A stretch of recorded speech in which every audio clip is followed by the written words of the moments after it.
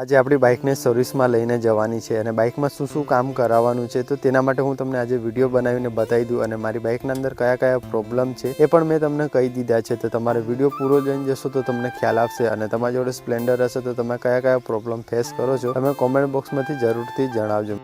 આજે આપણે જોડે જે બાઇક છે સ્પ્લેન્ડર પ્લસ છે. તો આ સ્પ્લેન્ડર પ્લસને લગભગ આપણે 2 વર્ષ જેવા થઈ ગયા છે અને 2 વર્ષની અંદર આ બાઇકને કેટલા કિલોમીટર ચલાવી છે તમને ખબર છે? તો સૌથી પહેલાં હું તમને આના બાઇકના કિલોમીટર બતાવી દઉં કે ખરેખર અત્યારે બાઇકના કેટલા કિલોમીટર થયા છે. તો મિત્રો સૌથી પહેલાં તમે મીટરના અંદર અત્યારે જોઈ શકો છો 37,410 કિલોમીટર અત્યારે આપણા બાઇકના પૂરા થઈ ગયા છે. અને સૌથી પહેલાં આ કાંટો કેટલી વાર બંધ થયો છે એ હું તમને કહેવાનું છું. અને બાઇકના કિલોમીટર અત્યારે તમે જોઈ શકો છો. બાઇકના કિલોમીટર તમને અત્યારે બતાવી દીધા અને ત્યાર પછી તમે બાઇક પણ જોઈ શકો. બાઇકની કન્ડિશન કેવી છે અને તમે જોઈતા જશો બાઇક એકદમ આપણે સાચવીને રાખીએ છીએ તો તેના માટે બાઇકનો જે લુક છે બહુ સારો છે. જુઓ મિત્રો, આ અત્યારે આપણે તમને કિલોમીટર તો બતાવી દીધા છે પણ આ કાંટો મારે વારે ઘડીએ બંધ થઈ જાય છે. આ કિલોમીટર જે ચેન છે ને અહીંયાથી તૂટી જાય છે અને આ કાંટો પણ સ્પીડવાળો બંધ થઈ જાય છે. તો તેના માટે હું તમને કહું કે આ બાઇકના અંદર મેં કોઈ વસ્તુ ચેન્જ કરાવી. તો સૌથી પહેલાં મેં જે મીટર ચેન આવે છે ને અત્યારે આ ટાયરના અંદર લાગે એને મેં 2 વાર ચેન્જ કરાવ્યો છે અને ત્યાર પછી એના અંદર એક વોરમ કહેવાય છે. વોરમને પણ અત્યારે આપણે 2 વાર ચેન્જ કરાય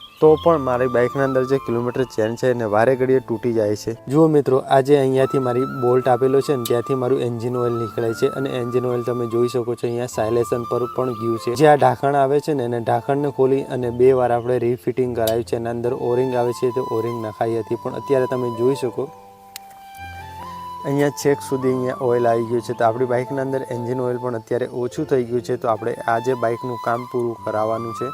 ત્યાર પછી મિત્રો, જે મારી બાઇકની બ્રેક લાઇટ છે ને ઘણી બધી ખાડામાં પડ્યા પછી ખકડે છે અને તમે જોઈ શકો કેટલી બધી લૂઝ થઈ ગઈ છે. તો આનું પણ અત્યારે આપણે એને ટાઈટ કરાવવાનું છે કેમ તો આની પાછળ એક બુશ આવે છે, બુશ ખરાબ થઈ ગયા છે. તો આપણે બજારમાંથી લાવી અને મેકેનિકને આપવાનું છે. તો આપણી બ્રેક લાઇટ પણ ટાઈટ અને ત્યાર પછી આપણે બીજું પણ બાઇકમાં શું નાખાવાનું છે હું કહું છું તમને.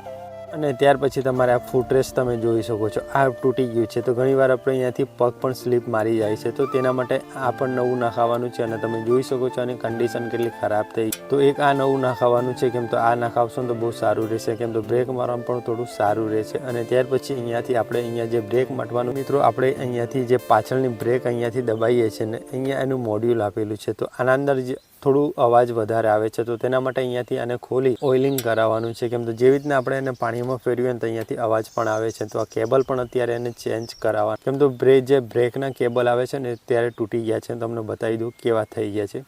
જુઓ મિત્રો, આ બ્રેકનું જે ઇન્સ્યુલેશન છે ને અહીંયાથી તૂટી ગયું છે. તો આના અંદર કાટ પણ ઘણો બધો છે. તો અહીંયા બ્રેક મારીએ ને તો થોડું ટાયર પણ પકડાય છે. તમે જોઈ શકો છો અત્યારે ખરાબ થઈ તો અહીંયા પણ ખરાબ થઈ ગયા છે અને ટાઈટ પણ ઘણા બધા થઈ ગયા છે. તો આજે આપણે બંને બ્રેક વાયરને ચેન્જ કરાવવાના છે કેમ તો બ્રેક તો આપણા માટે બહુ સારી રહે. તો વાયર ચેન્જ કરાવી નાખશું કેમ તો વાયર ચેન્જ કરવામાં બહુ આપણો ફાયદો છે. તો તેના માટે અહીંયા વાયર પણ ચેન્જ કરાવી દઈએ અને જોડે મીટર ચેનનું પણ કામ કરાવવાનું છે.